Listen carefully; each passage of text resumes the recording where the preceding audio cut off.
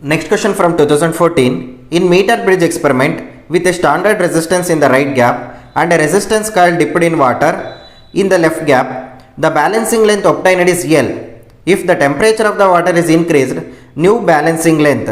They are given in the option less than L, greater than L, 0 and equal to L ಅಂತ ಇದೆ. This question based on the metre bridge experiment. ಈ metre bridge experiment ನಿಮ್ಮ ಲ್ಯಾಬೊರೇಟರಿನಲ್ಲಿದೆ. ಏನಿದೆ ಅಂದರೆ metre bridge experiment ಅಲ್ಲಿ it consisting of a standard resistance box that is S, it is connected at the right gap. ಅದೇ ರೀತಿ left gap ಅಲ್ಲಿ ನಾವು ಅನ್ನೋನ್ ರೆಸಿಸ್ಟೆನ್ಸ್ ನ ತಗೊಂಡಿದ್ವಿ. ಅನ್ನೋನ್ ರೆಸಿಸ್ಟೆನ್ಸ್ ನ ರೆಸಿಸ್ಟೆನ್ಸ್ ಕಾಯಿಲ್ ಅಂತ ಮೆನ್ಷನ್ ಮಾಡಿದ್ದಾರೆ. ಈ ಒಂದು ರೆಸಿಸ್ಟೆನ್ಸ್ ಕಾಯಿಲ್ ನ ವಾಟರ್ ಅಲ್ಲಿ ಪೋರ್ ಮಾಡಿದ್ದಾರೆ. ದಟ್ ಈಸ್ ಒಂದು ಬೀಕರ್ ಇದೆ, ಬೀಕರ್ ಒಳಗಡೆ ವಾಟರ್ ಹಾಕ್ಬಿಟ್ಟು ಅದನ್ನ ಪೋರ್ ಮಾಡಿರ್ತಕ್ಕಂಥದ್ದು. This is the total length of the wire will be 100 centimetre or 1 metre. ಇದು ಬ್ಯಾಲೆನ್ಸಿಂಗ್ ಲೆಂತ್ ಎಲ್ ಆಗಿದೆ. ಸೊ ದಟ್ ಈ ಲೆಂತ್ ಏನಾಯ್ತು 100 ಮೈನಸ್ ಎಲ್ ಆಯ್ತು. We know that the formula for the balanced Wheatstone network that is P by Q is equal to R divided by S ಆಗಿರುತ್ತೆ. R by S is equal to L, that is the length of the wire, balancing length. ಇದು remaining length ಏನೋ 100 minus L. ಈ ಒಂದು ಫಾರ್ಮುಲಾನ ನಾವು ಲ್ಯಾಬೊರೇಟರಿನಲ್ಲಿ use ಮಾಡಿದ್ವಿ. ಯಾವ formula? R is equal to S L divided by 100 minus L. ಅದೇ ಫಾರ್ಮುಲಾನ ನಾನು ಇಲ್ಲಿ ಬರ್ಕೊಂಡಿರೋದು. ಕ್ವಶನ್ ಅಲ್ಲಿ ಏನು ಕೊಟ್ಟಿದ್ದಾರೆ ಅಂದರೆ ಸ್ಟಾರ್ಟಿಂಗ್ ಅಲ್ಲಿ ಬ್ಯಾಲೆನ್ಸಿಂಗ್ ಲೆಂತ್ ಎಲ್ಲಿದೆ. ಈಗ ಈ ರೆಸಿಸ್ಟೆನ್ಸ್ ಇದೆಯಲ್ವಾ, ಅದರಲ್ಲಿ ಏನು ಮಾಡಿದ್ವಿ, ವಾಟರ್ ಅಲ್ಲಿ ಪ್ಲೇಸ್ ಮಾಡಿದ್ವಿ. That is in placed in a beaker. ಈ ಒಂದು ವಾಟರಿನ ಟೆಂಪರೇಚರ್ನ ರೈಸ್ ಮಾಡಿದ್ರೆ, if the temperature of this water will be raised, we know that resistance of the wire is directly proportional to the temperature. As temperature rises, resistance is also increases. ಯಾವಾಗ resistance increase ಆಗುತ್ತೋ ನಮಗೆ ಗೊತ್ತಿದೆ resistance is directly proportional to the length ಅಲ್ವಾ. Temperature increase ಆದಂಗೆ resistance increase ಆಗುತ್ತೆ. Resistance is directly proportional to length ಆಗಿರೋದ್ರಿಂದ resistance increase ಆದಂಗೆ length ಕೂಡ ಏನಾಗ್ತಾ ಹೋಗುತ್ತೆ, ಇನ್ಕ್ರೀಸ್ ಆಗ್ತಾ ಹೋಗುತ್ತೆ. ಸೊ ನ್ಯೂ ಬ್ಯಾಲೆನ್ಸಿಂಗ್ ಲೆಂತ್ ಏನಾಗುತ್ತೆ, ನ್ಯೂ ಬ್ಯಾಲೆನ್ಸಿಂಗ್ ಲೆಂತ್ ಇನಿಷಿಯಲಿ ಏನಿದೆ ಎಲ್ ಇದೆ, ಈಗೇನಾಗಬೇಕು, ಇನ್ಕ್ರೀಸ್ ಆಗಬೇಕಲ್ವಾ. So the answer will be greater than L. This is the answer for the given question. Next question from the same year 2017. Of the following graphs, the one that correctly represent the IV characteristic of a ohmic device.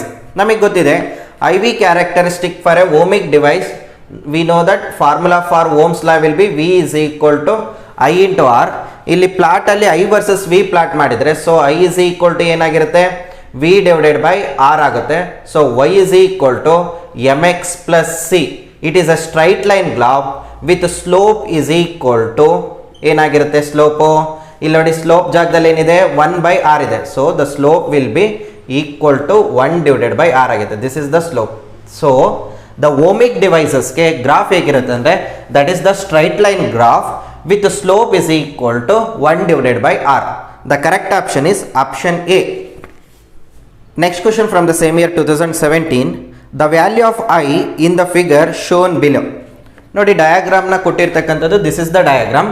ಇಲ್ಲೇನ ಕೇಳ್ತಿದ್ದಾರೆ ಅಂದರೆ what will be the current I according to Kirchhoff's current ಲಾ.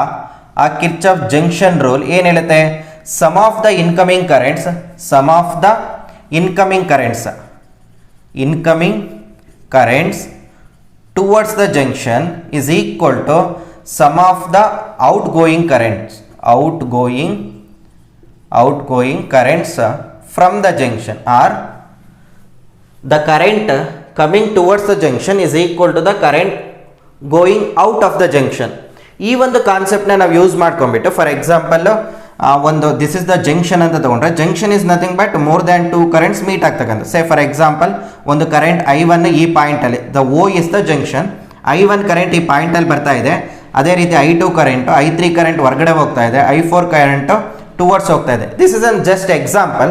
ನೋಡಿ ಇಲ್ಲಿ sum of the incoming currents I1 ಏನಾಗುತ್ತೆ, ಈ point ಹತ್ರಕ್ಕೆ ಹೋಗ್ತಾ ಇದೆ, I2 ಹೋಗ್ತಾ ಇದೆ, I4 ಹೋಗ್ತಾ ಇದೆ. So I1 plus I2 plus I4 is equal to ಏನಾಗಿರುತ್ತೆ, I3 ಆಗಿರುತ್ತೆ. ಈ ಒಂದು ಕಾನ್ಸೆಪ್ಟ್ನ ಯೂಸ್ ಮಾಡಿಬಿಟ್ಟು ನಾನು ಈ ಪ್ರಾಬ್ಲಮ್ನ ಸಾಲ್ವ್ ಮಾಡ್ತೀನಿ. ನೋಡಿ ಈ ಪಾಯಿಂಟಲ್ಲಿ ಮೋರ್ ದ್ಯಾನ್ ಕರೆಂಟ್ಸ್ ಮೀಟ್ ಆಗಿದೆ. ನೋಡಿ ಒಂದು ಕರೆಂಟ್ ಬರ್ತಾ ಇದೆ, ಒಂದು ಕರೆಂಟ್ ಹೋಗ್ತಾ ಇದೆ. ಸೊ 20 ಆಂಪಿಯರ್ ಕರೆಂಟ್ ಏನಾಗ್ತಿದೆ, ಎಂಟರ್ ಆಗ್ತಿದೆ. 5 ಆಂಪಿಯರ್ ಕರೆಂಟ್ ಏನಾಗ್ತಿದೆ, ಲೀವ್ ಆಗ್ತಿದೆ. ಸೊ ರಿಮೈನಿಂಗ್ ಕರೆಂಟ್ ಎಷ್ಟು ಇಲ್ಲಿ ಹೋಗ್ಬೇಕಾಗಿರೋದು, 20 -5, ಸೊ ದಟ್ 15 ಆಂಪಿಯರ್ ಕರೆಂಟ್ ಏನಾಗುತ್ತೆ ಇಲ್ಲಿ ಫ್ಲೋ ಆಗುತ್ತೆ. ಟೋಟಲ್ ನೋಡಿ, sum of the incoming current 20 ಆಯಿತು, ಔಟ್ ಗೋಯಿಂಗ್ ಕರೆಂಟ್ ನೋಡಿ 15 + 5 ಟೋಟಲ್ ಎಷ್ಟಾಯಿತು 20 ಆಯಿತು. ಸೊ ಇಲ್ಲೇನು ಬಂತು 15 ಆಂಪಿಯರ್ ಬಂತು. ಈಗ ಇಲ್ಲಿಂದ 4 ಆಂಪಿಯರ್ ಎಂಟರ್ ಆಗ್ತಿದೆ ಈ ಒಂದು ನೋಡಲ್ಲಿ, 4 ಆಂಪಿಯರ್ ಇಲ್ಲಿಗೆ ಎಂಟರ್ ಆಗ್ತಿದೆ. This is the junction or node. ಇಲ್ಲಿ 15 ಆಂಪಿಯರ್ ಕೂಡ ಈ ಪಾಯಿಂಟ್ಗೆ ಎಂಟರ್ ಆಗ್ತಿದೆ. ಎರಡು ಆ್ಯಡ್ ಅಪ್ ಆಗಿ ಔಟ್ ಗೋಯಿಂಗ್ ಕರೆಂಟ್ ಎಷ್ಟಾಗಬೇಕು 15 + 4 = 21 ಆಂಪಿಯರ್. ಈ ಪಾಯಿಂಟಲ್ಲಿ ನೋಡಿ, ಇಲ್ಲಿ 5 ಆಂಪಿಯರ್ ಕರೆಂಟ್ ಬರ್ತಾ ಇದೆ, ಇಲ್ಲಿ 3 ಆಂಪಿಯರ್ ಕರೆಂಟ್ ಏನಾಗ್ತಿದೆ ಹೋಗ್ತಾ ಇದೆ. 5 ಆಂಪಿಯರಲ್ಲಿ 3 ಆಂಪಿಯರ್ ಹೋದರೆ ರಿಮೈನಿಂಗ್ ವಿಲ್ ಬಿ ಎಷ್ಟು 2 ಆಂಪಿಯರ್ ಕರೆಂಟ್. ಅರ್ಥ ಆಗ್ತಿದೆ ಅಲ್ವಾ? ಇನ್ಕಮಿಂಗ್ ಕರೆಂಟ್ ಇದು, this is the out going current. ಹಾಗಾಗಿ ರಿಮೈನಿಂಗ್ ಕರೆಂಟ್ ಏನಾಗಬೇಕು 2 ಆಂಪಿಯರ್ ಇಲ್ಲಿ ಫ್ಲೋ ಆಗಬೇಕು. ಇಲ್ಲಿ 2 ಆಂಪಿಯರ್ ಈಗ ಬರ್ತಾ ಇದೆ, ಇಲ್ಲಿ 21 ಆಂಪಿಯರ್ ಈಗ ಬರ್ತಾ ಇದೆ. ಟೋಟಲ್ ವಿಲ್ ಬಿ 21 + 2 ಇಲ್ಲಿ ಫ್ಲೋ ಆಗಬೇಕು. This is 23 ampere. This is the answer for the given question. Next question from the same year 2017. ಈ ಕ್ವಶನ್ ಅಲ್ಲಿ ಏನು ಕೊಟ್ಟಿದ್ದಾರೆ ಅಂದರೆ, this is the circuit they are given in the question. ಏನು ಕೇಳಿದ್ದಾರೆ ಅಂದರೆ, ಪವರ್ ಡಿಸಿಪೇಟೆಡ್ ಇನ್ 3 ohm ಕೇಳಿದರೆ, ಈ ಒಂದು 3 ಓಮ್ ರೆಸಿಸ್ಟರ್ ಅಲ್ಲಿ ಎಷ್ಟು ಪವರ್ ಲಾಸ್ ಆಗುತ್ತೆ ಅಂತ ಕೇಳಿದ್ದಾರೆ. ನಮಗೆ ಗೊತ್ತಿದೆ ಪವರ್ ಲಾಸ್ನ ಕ್ಯಾಲ್ಕುಲೇಟ್ ಮಾಡೋಕ್ಕೆ there is a formula I²R ಅಂತ ಇದೆ. ಆರ್ ಗೊತ್ತಿದೆ, ಇವಾಗ I ಕ್ಯಾಲ್ಕುಲೇಟ್ ಮಾಡಬೇಕು. What is the current through a 3 ohm resistor. ನೋಡಿ, ಇದನ್ನು ಡೈರೆಕ್ಟಾಗಿ ಸಾಲ್ವ್ ಮಾಡೋಕ್ಕೆ ಹೋದಾಗ ನಮಗೆ ಸೀರೀಸ್ ಯಾವುದಿದೆ ಪ್ಯಾರಲಲ್ ಯಾವುದಿದೆ ಅಂತ ಗೊತ್ತಾಗಲ್ಲ. ಸೊ ನಾನು ಏನು ಮಾಡ್ತೀನಿ ಅಂದರೆ, ಫಸ್ಟ್ ಇದನ್ನು ರೀರೈಟ್ ಮಾಡ್ಕೊಳ್ತೀನಿ. I will give the notations for this diagram.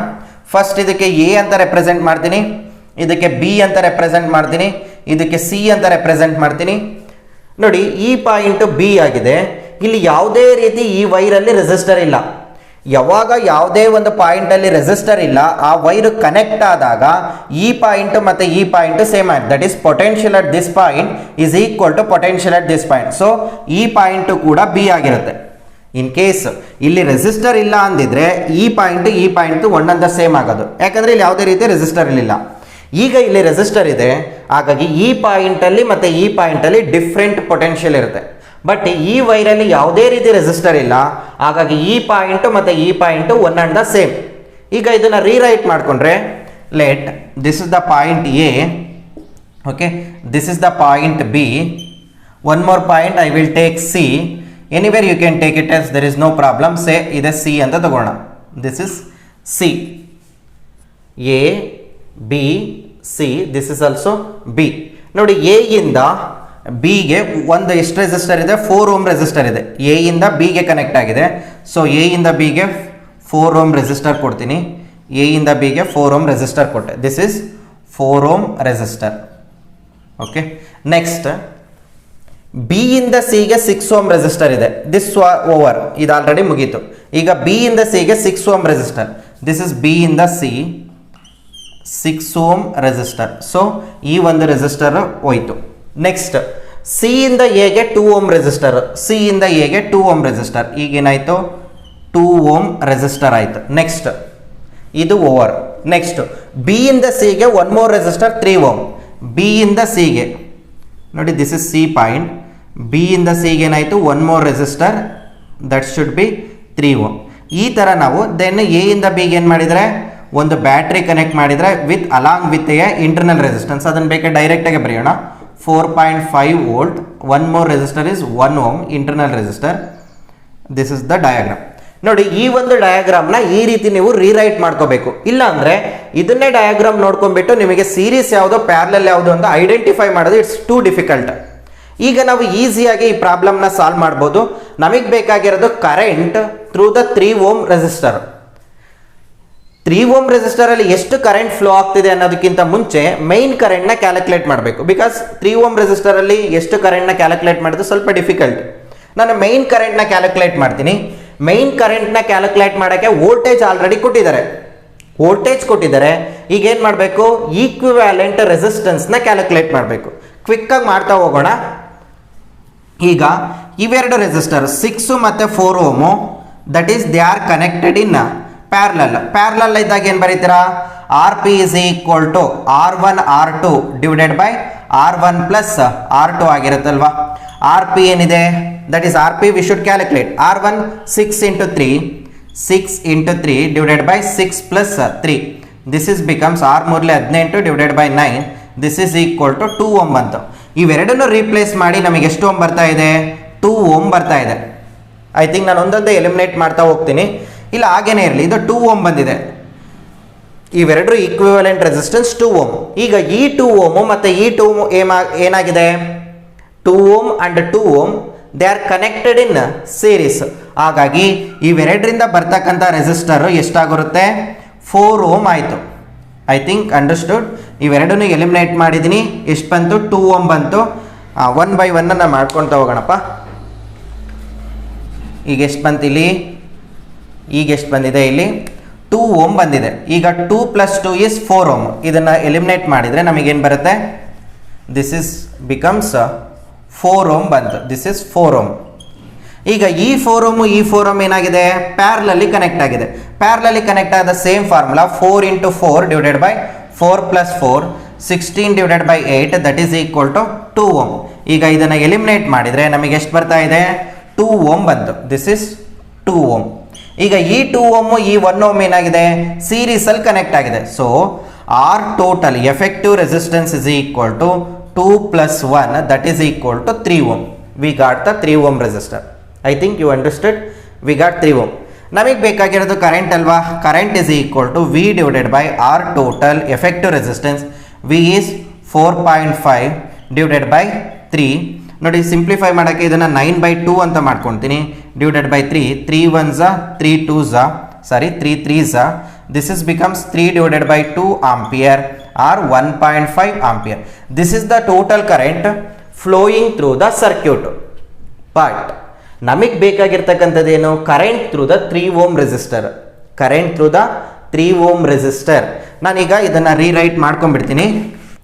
ನಮಗೆ ಐ ಟೋಟಲ್ ಸಿಕ್ಕಿದೆ, that is the main current is 1.5 ampere. ಈಗ ಈ ಒಂದು 3 ಓಮಲ್ಲಿ ಎಷ್ಟು ಕರೆಂಟ್ ಫ್ಲೋ ಆಗುತ್ತೆ ಅಂತ ಕ್ಯಾಲ್ಕುಲೇಟ್ ಮಾಡಿದ್ರೆ we can get the power dissipated through 3 ohm resistor. ನೋಡಿ, ಇಲ್ಲಿ ಪವರ್ ಕರೆಂಟ್ನ ಕ್ಯಾಲ್ಕುಲೇಟ್ ಮಾಡಬೇಕಂದ್ರೆ we need the voltage across this 3 ohm resistor. ಇವೆರಡು ಪ್ಯಾರಲಲ್ಲಿ ಕನೆಕ್ಟ್ ಆಗಿದೆ. ಪ್ಯಾರಲಲ್ ಕನೆಕ್ಟ್ ಆದಾಗ potential across these 2 resistor will be same. That is potential across 6 ohm is equal to potential across 3 ohm.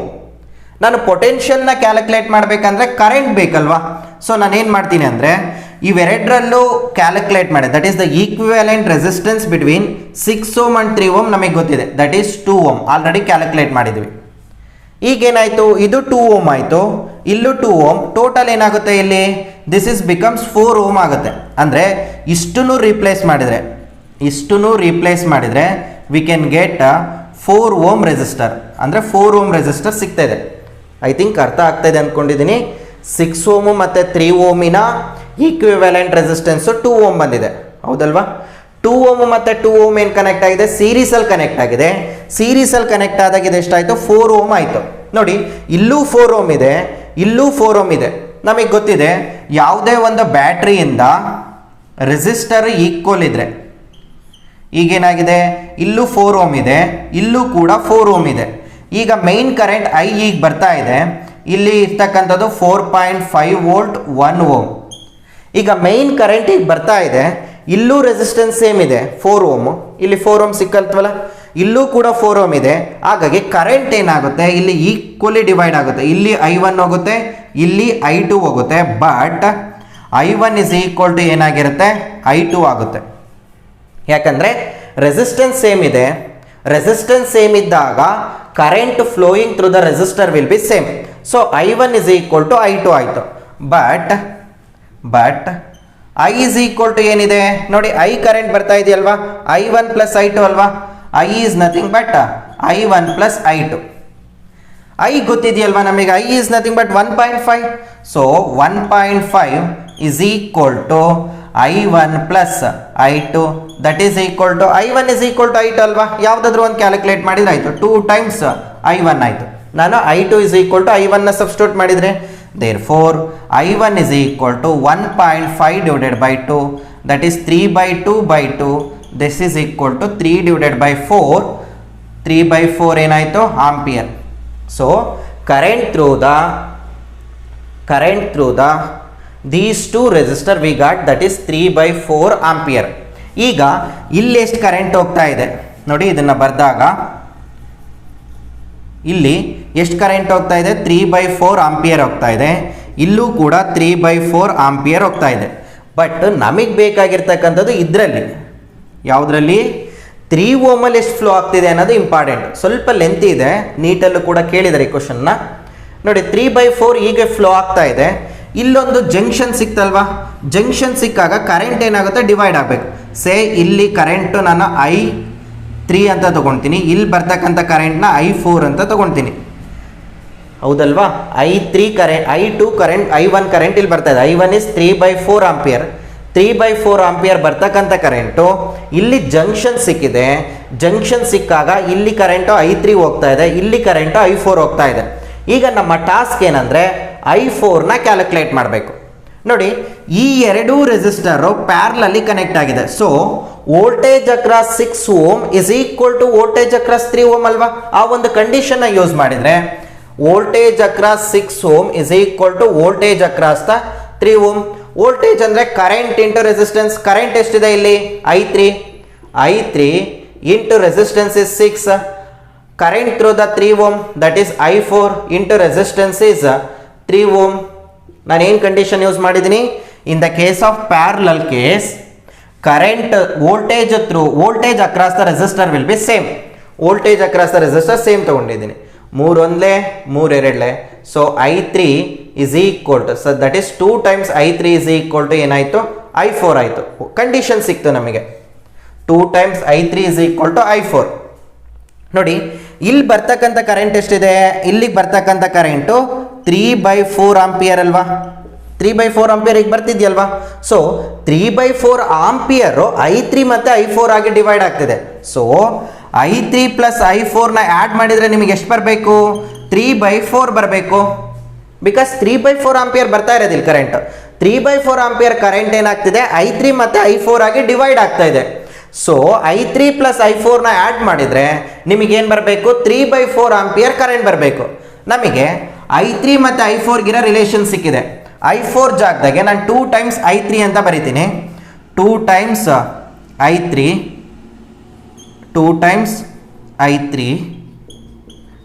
is equal to 3/4.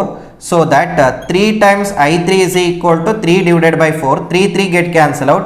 It implies I3 is equal to ಏನಾಯಿತು, 1 divided by 4 ಆಯಿತು. 1 divided by 4 ampere. But ನಮಗೆ ಬೇಕಾಗಿರೋದು I4 current ಅಲ್ವಾ. ಇಲ್ಲಿ substitute ಮಾಡೋಣ. I4 is equal to 2 times I3 is 1/4 ampere. So we got I4 is equal to ಎಷ್ಟು, 2/4 ampere ಸಿಕ್ಕಾಯಿತು. 2 1s 2 2s that is equal to 1/2 ampere. So current through the 3 ohm resistor is nothing but 1/2 ampere. ಇಲ್ಲಿ substitute ಮಾಡೋಣ. Power is equal to 1/2 whole square into R is the 3 ohm. Therefore 1 divided by 4 into 3, this is equal to 0.75 watt. This is the answer for the given question. ಸ್ವಲ್ಪ length ಇದೆ ಇದನ್ನ, ಯಾಕಂದರೆ already ನೀಟಲ್ಲೂ ಕೂಡ ಕೇಳಿದ್ದಾರೆ. ಕಾನ್ಸೆಪ್ಟ್ನ ಅರ್ಥ ಮಾಡ್ಕೋಬೇಕು. Next question from the same year 2017. A piece of copper is to be shaped into a conducting wire of maximum resistance. The suitable length and diameter are respectively. They are given 4 combination. Maximum resistance ಬೇಕು ಅಂದರೆ diameter ಮತ್ತು length ಏನಾಗಿರಬೇಕು. We know that the question is from 2017 fifth question. Resistance is equal to rho L divided by A. That is equal to rho L divided by pi into area of the wire will be pi r square. So pi r square. R is equal to rho L divided by pi into R can be written as d divided by 2 whole square. Radius can be written as diameter by 2. So that 4 rho L divided by pi d square. Squaring ಮಾಡಿದ್ದೀನಿ, 4 ಬರುತ್ತೆ. 4 ಮೇಲ್ಗಡೆ ಹೋಗಿದೆ. ನಮಗೆ ಬೇಕಾಗಿರ್ತಕ್ಕಂಥದ್ದು R length ಮೇಲೆ diameter ಮೇಲೆ ಹೇಗೆ depend ಇದೆ. R is directly proportional to length, inversely proportional to square of the diameter. So resistance maximum ಆಗಬೇಕಂದ್ರೆ ಲೆಂತ್ ಮ್ಯಾಕ್ಸಿಮಮ್ ಇರಬೇಕು, ಡಯಾಮೀಟರ್ ಏನಾಗಿರಬೇಕು, ಮಿನಿಮಮ್ ಇರಬೇಕು. ನಮ್ಮ 4 ಆಪ್ಷನ್ಸಲ್ಲಿ the best option will be option B. That is the length should be equal to 2 times L and the diameter should be equal to d divided by 2. So ಇದು d/2 decrease ಆಗ್ತಿದೆ, resistance increase ಆಗುತ್ತೆ, length increase ಆಗ್ತಿದೆ, so that resistance ಕೂಡ increase ಆಗುತ್ತೆ. ಇನ್ನು ಮೂರು ಕಾಂಬಿನೇಷನ್ಗೆ ನಾವು ಕ್ಯಾಲ್ಕುಲೇಟ್ ಮಾಡಿದರೆ compare to this combination we will get the less resistance. So answer for this question is option B. Next question from the 2017, that is the sixth question. A cylindrical conductor of diameter 0.1 millimeter carries a current of 90 milliampere. The current density is, current density na calculate ಮಾಡಕ್ಕೆ ಹೇಳಿದ್ದಾರೆ. They are given pi is nearly equal to 3 ಅಂತ ಹೇಳಿದ್ದಾರೆ. So current density is nothing but current per unit area. So current area ಕೊಟ್ಟಿಲ್ಲ but diameter ಕೊಟ್ಟಿದ್ರೆ we can write it as pi r square. So J is equal to I into pi. R can be written as D divided by 2 whole square. So 4I divided by pi into D square. 2 ಇದನ್ನು squaring ಮಾಡಿದ್ದೀನಿ, ಹಾಗಾಗಿ square ಏನಾಗುತ್ತೆ ಮೇಲ್ಗಡೆ ಹೋಗುತ್ತೆ 4. So J is equal to 4 into I value ಕೊಟ್ಟಿದ್ದಾರಲ್ವಾ, I is 90 into 10 to the power of minus 3 divided by pi is nothing but 3. D value is 0.1 into 10 to the power of minus 3. This can also be write it as 1 into 10 to the power of minus 4 meter. ನಾನು ಪಾಯಿಂಟ್ನ shift ಮಾಡಿದ್ದೀನಿ. So squaring ಮಾಡಿದರೆ 1 into 10 to the power of minus 4 whole square. So 3 1s 3 3s 4 3 12. 120 into 10 to the power of minus 3 divided by 1 into 10 to the power of minus 8. So J is equal to 120 into 10 to the power of minus 3, ಇಲ್ಲಿ plus minus 8 ಇದೆ, ಮೇಲ್ಗಡೆ ಹೋದ್ರೆ plus 8, so that plus 5 ಆಗ್ತದೆ. ಇದನ್ನ point shift ಮಾಡಿದ್ರೆ J is equal to 1.2 into 10 to the power of 7 ampere per meter square. This is the answer for the given question. Just a simple calculation by using the formula J is equal to I divided by A. Next question from 2016. Variation of resistance of the conductor with the temperature is as shown. The temperature coefficient of the conductor is, they are given the 4 option in terms of slope as well as R naught. ನಮಗೆ ಗೊತ್ತಿದೆ the relation between resistance, slope, temperature as well as R naught. R naught is the resistance at 0 degree Celsius. That is given by R is equal to R naught into 1 plus alpha into change in temperature. This is the formula in terms of resistance as well as temperature. ಇಲ್ಲಿ ನೋಡಿ, R is equal to R naught into 1 plus alpha into change in temperature. Initial temperature T naught ಇದೆ, final temperature T ಇದೆ, so final minus initial. This can also be written as R is equal to R naught plus R naught na ನಾನು multiply ಮಾಡ್ತಾ ಇದ್ದೀನಿ, R naught alpha into T minus T naught. This can also be written as R is equal to R naught alpha into T minus T naught plus R naught. ನೋಡಿ, this is the straight line graph with a positive intercept ಅಲ್ವಾ. ನೋಡಿ, ಇಲ್ಲಿ ನಾ compare ಮಾಡಿದ್ರೆ y is equal to mx plus c ಅಲ್ವಾ. So C is nothing but Y intercept, there will be R naught. R naught Y intercept ಇದೆ. Y ಆಕ್ಸಿಸ್ನಲ್ಲಿ ನಾನು ಏನು ಮಾಡಿದ್ದೀನಿ, ಆರ್ನ ಪ್ಲಾಟ್ ಮಾಡಿದ್ದೀನಿ. T minus T is along X axis. ಹಾಗಾಗಿ ಸ್ಲೋಪಿನ ವ್ಯಾಲ್ಯೂ ಯಾವುದಕ್ಕೆ ಈಕ್ವಲ್ ಆಗಿದೆ, slope is equal to R naught into alpha. Compare ಮಾಡ್ಕೋಬೇಕು. ಸ್ಲೋಪ್ ಎಮ್ ಜಾಗದಲ್ಲಿ ಏನಿದೆ, ಆರ್ ನಾಟ್ ಆಲ್ಫಾ ಇದೆ. ಎಕ್ಸ್ ಪ್ಲೇಸಲ್ಲಿ ಟಿ ಮೈನಸ್ ಟಿ ನಾಟ್ನ ಪ್ಲಾಟ್ ಮಾಡಿದ್ದೀವಿ. There four slope is equal to M, that is equal to ಏನಾಗಿದೆ, R naught into alpha ಆಗಿದೆ. We need the value of alpha. Therefore, alpha is equal to m divided by R naught. This is the answer for the given question.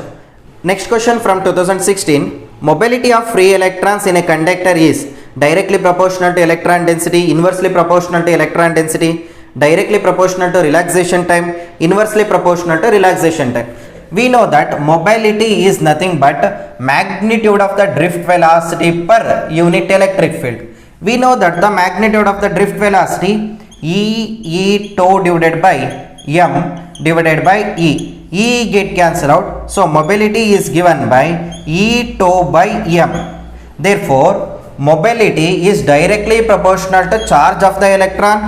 Mobility is directly proportional to relaxation time. Mobility is inversely proportional to mass. Okay, therefore ಇಲ್ಲಿ electron charge constant, ಅರ್ಥ ಆಗ್ತಿದೆಯಲ್ವಾ, ಇದೇನು ಜಾಸ್ತಿ ಆಗಲ್ಲ electron charge. ಅದೇ ರೀತಿ mass of the electron ಕೂಡ ಜಾಸ್ತಿ ಆಗೋದಿಲ್ಲ. ಬಟ್ ಮೊಬಿಲಿಟಿ ಅನ್ನೋದು it depends upon the relaxation time. As the relaxation time increases, mobility is also increases. So mobility is directly proportional to the relaxation time. Answer is option B.